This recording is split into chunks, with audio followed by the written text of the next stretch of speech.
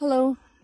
As a citizen of a democratic country, I have the right to formally express my deep dissatisfaction with our leaders, with Mr. Trump and Mr. Vance, regarding hospitality or hostility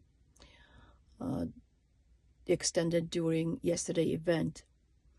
I witnessed what appeared to be deliberate provocation, deliberate manipulation when Mr. Vance accused Mr. Zelensky of never having thanked United States for its aids, for its military and humanitarian assistance.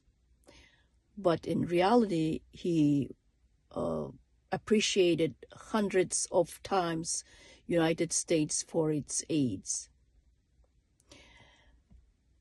In reality, this came across as an act of bullying, which is the only appropriate way to describe it.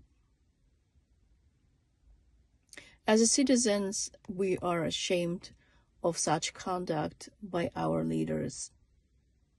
I have never seen such a brave man, such a brave president who stands for his nation, who stands for his country. How a brave man.